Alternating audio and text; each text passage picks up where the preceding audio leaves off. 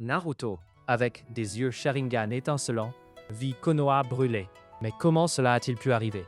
Le héros du village, le gamin qui rêvait de devenir Hokage, observait maintenant tout en ruine, avec un sourire sadique. Comment la vie de Naruto Uzumaki en est-elle arrivée à ce point de rupture? Tout a commencé comme un jour ordinaire à Konoha, avec le soleil tapant fort dans les rues et l'odeur de ramen frais dans l'air. Naruto s'entraînait sur son terrain habituel, en sueur et avec son t-shirt encore déchiré.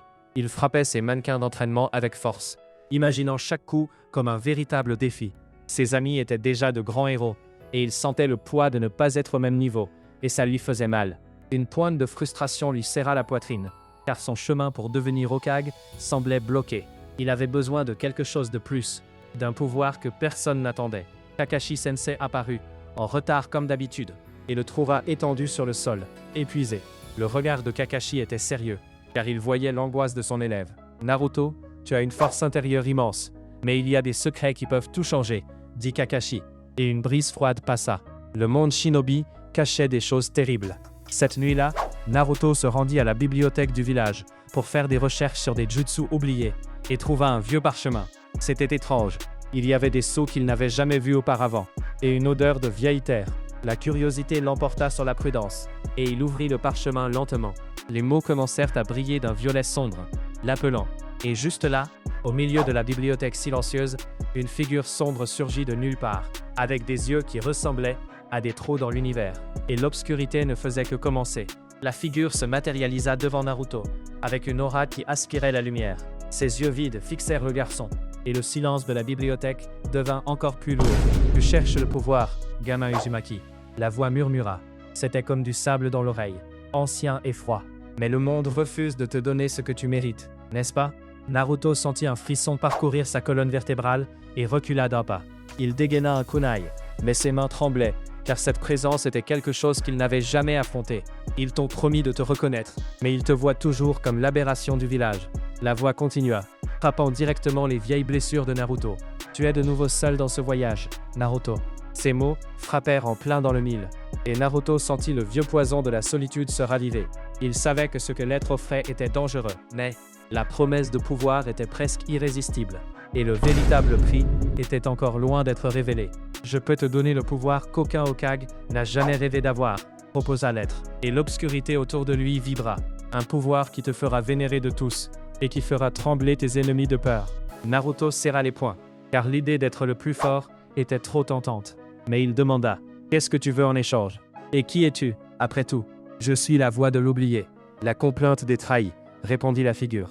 Et il semblait que le temps lui-même s'arrêtait autour d'eux. « Et ce que je veux, gamin, c'est te voir accomplir ton véritable potentiel, pas celui que Konoha attend. » La tentation était gigantesque, et Naruto pensa à Sasuke, à Sakura, à Kakashi, et à la façon dont ils étaient toujours en avance. Il sentit la piqûre de l'insécurité, et sa soif de pouvoir augmenta, car la voix de l'être était très convaincante.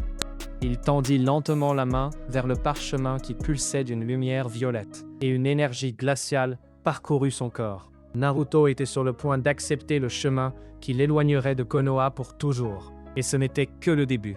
Naruto toucha le parchemin, et une douleur cisaillante parcourut son bras. Mais c'était une douleur qui promettait le pouvoir, et il ne recula pas. La lumière violette explosa, et enveloppa son corps, et il sentit une énergie froide et puissante fusionner en lui. Les yeux de l'être sombre brillèrent d'une satisfaction maléfique, car le pacte était scellé. Une nouvelle vision remplit l'esprit de Naruto, et il vit des secrets de Konoha que personne n'osait prononcer, et réalisa que la vérité était bien plus sombre qu'il n'y paraissait. Il possédait désormais le don de voir la vraie nature des choses, et cela changerait tout pour toujours. Les jours suivants, Naruto sentit la présence de l'être, une voix dans sa tête qui le guidait, et l'incitait à aller plus loin dans ses nouveaux pouvoirs. Il s'entraîna en secret, loin des regards du village, et chaque jour il se sentait plus fort et plus différent. Un jour, une mission de sauvetage de ninjas capturés tourna terriblement mal, et Naruto vit ses compagnons en danger mortel, sans issue. Il utilisa son nouveau pouvoir, un jutsu d'ombre qui détruisit tout autour de lui, mais sauva les vies en péril, et les conséquences seraient terribles. Il revint à Konoha, espérant de la reconnaissance, mais ce qu'il reçut fut une froide réprimande de Tsunade et des anciens, car le jutsu était interdit et bien trop dangereux. Ils l'isolèrent, l'ignorèrent, et le traitèrent comme une menace imminente pour le village. La trahison fit plus mal que n'importe quel coup de poing, et les mots durs résonnèrent dans son esprit, car il avait donné son sang pour eux. Le village qu'il avait juré de protéger le voyait maintenant comme un monstre, et il sentit l'amertume envahir son cœur et corroder son âme. « Je te l'avais dit, Naruto », la voix murmura dans son esprit, douce mais remplie de poison. « Ils t'utiliseront et ensuite te jetteront quand ils ne te comprendront pas, car tu es différent, tu es plus grand qu'eux. » La figure sombre avait absolument raison. La colère et la douleur furent un catalyseur, et Naruto sentit que le but gigantesque que l'être lui offrait prenait désormais tout son sens. Il n'était plus le garçon qui cherchait l'acceptation, car son destin était désormais autre. C'était le chemin de l'obscurité. Il regarda la statue des Hokage, et ne vit plus de héros, mais plutôt des hommes qui s'aveuglaient avec leurs propres règles et échouaient à voir la vérité. Le soleil de Konoha se mourait pour lui, et une nouvelle ombre naissait à cet instant. Naruto quitta le village sous le manteau de la nuit, avec le parchemin caché et la voix sombre comme son unique guide, et la promesse d'un pouvoir inégalé le menait vers un avenir que Konoha ne serait jamais capable d'imaginer. La nuit froide de la forêt de la mort engloutissait Naruto, et il sentait le parchemin battre dans son sac à dos, et la voix dans sa tête lui murmurait des directions à suivre. Il n'y avait aucun regret dans ses yeux, seulement une soif sombre de pouvoir. Il marcha pendant des jours, évitant village et ville, car la voix le guidait vers un endroit caché. Les instructions étaient claires, et à chaque pas, le garçon de Konoha mourait un peu plus, et un nouvel être prenait forme. Ils arrivèrent à un complexe souterrain, mal éclairé, et avec une odeur de produits chimiques et de danger dans l'air. La voix se moqua, car elle dit qu'il y trouverait le véritable maître pour son nouveau voyage de pouvoir. Naruto entra, et la silhouette élancée d'Orochimaru apparut des ombres, avec ses yeux de serpent focalisés sur lui. Orochimaru sourit, car il sentait le chakra dense et le potentiel brut du garçon, et le pouvoir de Kyuubi. « Alors, tu es enfin arrivé, Naruto Uzumaki », siffla Orochimaru, et sa voix résonnait comme une lame affûtée dans l'oreille. « La voix qui te guide a beaucoup promis, mais as-tu ce qu'il faut pour endurer ce qui t'attend ?» L'entraînement commença aussitôt, et il était brutal, insensé et sans pitié. Orochimaru le forçait à utiliser Kyuubi, provoquant sa colère à chaque échec, et Naruto se sentait comme un animal en cage. Il hurlait, et le chakra rouge bouillonnait en lui, explosant en vagues de destruction. Naruto sentait la douleur et le pouvoir se mélanger, et il canalisait toute sa frustration et sa haine contre les mannequins d'entraînement, détruisant tout. Orochimaru ne voulait pas d'un Jinchuriki passif, mais plutôt une arme de guerre vivante. Il enseignait à Naruto à modeler le chakra de la rage en jutsu sombre et perçant, avec des attaques qui semblaient donner vie aux ombres. Naruto apprit à utiliser le manteau de Kyuubi avec contrôle, mais avec une fureur encore plus grande, et son esprit ne se concentra plus que sur l'anéantissement. Il était une tempête de chakra rouge et d'ombre violette, indestructible. Ses cheveux devinrent plus foncés, et ses yeux prirent une teinte plus profonde, presque rouge, et il sentait la transformation. La voix interne murmura « Tu n'es plus le Naruto de Konoha, tu es Kuro ». Kuro, c'était son nouveau nom, et c'était le nom de quelqu'un qui avait tout renié, et qui possédait un pouvoir qui terroriserait le monde. Il était l'obscurité elle-même, et l'ombre de Konoha le recouvrait. Mais une nouvelle invitation arriva, un parchemin avec le symbole des nuages rouges, et c'était une chance de répandre son pouvoir d'une manière que personne n'attendait. L'Akatsuki le voulait dans ses rangs, et le véritable chaos était sur le point de commencer. Kuro accepta le parchemin, et sentit le pouvoir de l'Akatsuki l'appeler. Il les rejoignit dans un repère isolé, et l'ambiance était lourde, avec des regards froids et peu de mots. Là se trouvaient Pain, Conan et Itachi, avec leurs manteaux sombres et leurs bagues, et leur présence était terrifiante. Kuro sentit qu'il était maintenant parmi des égaux, mais le prix à payer pour cela était trop élevé. La première mission fut claire, intercepter un convoi de Konoha transportant un parchemin de rang S. C'était une chance de prouver sa valeur, et il savait qu'il pourrait y retrouver d'anciens visages. Sa loyauté serait testée d'une manière brutale. Ils voyagèrent sous le manteau de la nuit, avec Kuro en tête, utilisant ses nouvelles compétences de pistage. Il sentait l'énergie de Konoha se rapprocher, et aucune nostalgie n'apparut en lui. Au milieu d'une forêt dense, le convoi de Konoha apparut, et parmi les ninjas se trouvaient Kiba, Shino et Hinata, avec Akamaru. Et le silence fut assourdissant à cet instant. « Naruto » murmura Hinata, mais Kuro n'entendit pas. Il sauta, et ses ombres violettes se matérialisèrent, attaquant avec une vitesse mortelle. Kiba cria, essayant de se défendre de cette attaque. Kiba et Shino tentèrent de réagir, mais les attaques étaient différentes, plus sombres et remplies de haine. Ils ne pouvaient pas comprendre comment Naruto pouvait être là, avec ses yeux vides et pleins de fureur. Naruto, arrête ça, implora Shino. Mais Kuro ne cligna même pas des yeux. Il utilisa un Rasengan sombre, et l'impact projeta Kiba au loin, détruisant arbres et sol. Il n'y avait aucun remords dans son regard, car il allait montrer qu'il était Kuro. Il récupéra le parchemin du convoi, et les ninjas de Konoha étaient étourdis et blessés. Kuro fit un geste à Pain, et la mission était accomplie. Mais ce qu'il ferait de ses anciens amis serait le véritable test de sa loyauté.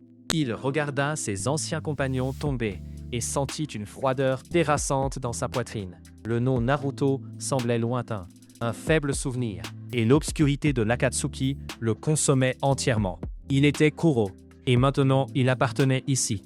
De retour au repère, Pain le regarda avec une approbation silencieuse, et Conan esquissa un petit sourire. Kuro avait réussi le test, et sa place dans l'Akatsuki était garantie. Maintenant, une nouvelle et plus grande menace était en préparation pour Konoha. Kuro, avec un sourire froid, déchira le chakra de Killer Bee. Sentant la bête intérieure hurle en la capturant. La haine brûlait dans les yeux de Kuro. Mais comment le garçon qui rêvait de devenir Hokage est-il devenu l'incarnation même de la mort pour un Jinchuriki? Dans le repère, l'Akatsuki commença à façonner Kuro en une arme de pouvoir absolu. Et Pain le fit s'entraîner avec Itachi, un maître de la cruauté et de la stratégie pure. Itachi voyait en Kuro un reflet déformé de lui-même, un pouvoir brut sans limite, et lui enseignait des tactiques pour anéantir sans pitié, car la prochaine mission serait la chasse à un Jinchuriki. La première chasse de Kuro fut celle d'un Jinchuriki mineur, caché dans les villages du sable, et il utilisa son Rasengan sombre pour déchirer les défenses du village sans effort. Il ne ressentait rien en voyant la peur dans les yeux de ses ennemis, seulement la froide satisfaction de celui qui domine. Et chaque victoire l'éloignait davantage d'un passé qu'il jurait d'oublier pour toujours. Mais le chemin de l'Akatsuki le mènerait à des retrouvailles qui mettraient à l'épreuve sa nouvelle loyauté. Et Konoha enverrait ses meilleurs pour l'arrêter, sans savoir ce qui les attendait au prochain tournant. Lors d'une mission d'interception de messages, Kakashi et Guy surgirent comme des fantômes dans la forêt. Et le choc fut gigantesque, car ils virent Kuro utiliser le Sharingan au combat.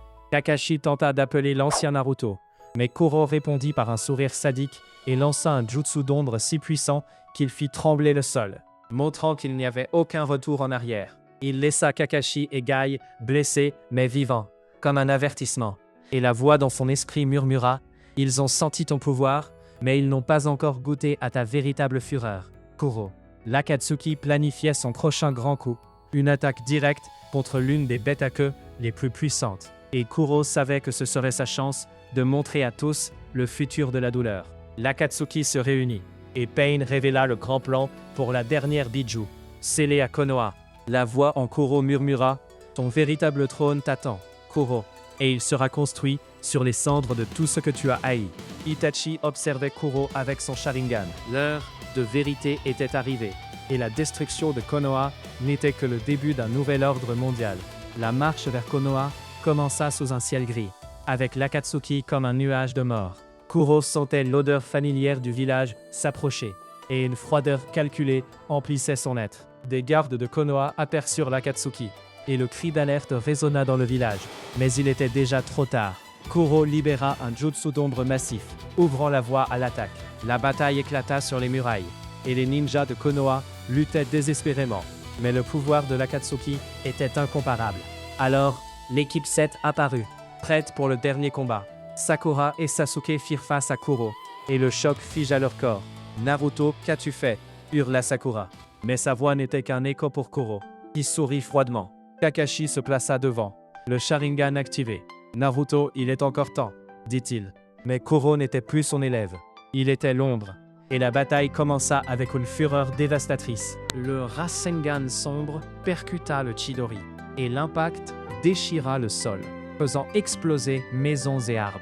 Kuro utilisa le pouvoir de Kyuubi, et un manteau rouge couvrit son corps, et ses yeux Sharingan brillaient d'une lumière mortelle. Konoha brûlait sous l'attaque du pouvoir combiné de Kyuubi et du Sharingan, et les flammes dévoraient tout. Kuro observa le village en ruine, et un sourire sadique se répandit sur ses lèvres. Et la prophétie s'accomplit à cet instant. L'équipe 7 était tombée, vaincue, mais pas morte. Kuro avait rempli le pacte, et Konoha n'était que le premier pas vers un monde transformé par l'obscurité. Et l'Akatsuki régnait.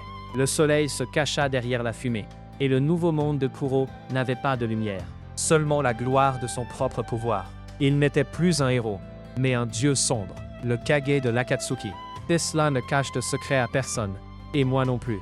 Si tu ne likes pas et ne t'abonnes pas maintenant, sa prochaine expérience, ce sera sur ta facture d'électricité.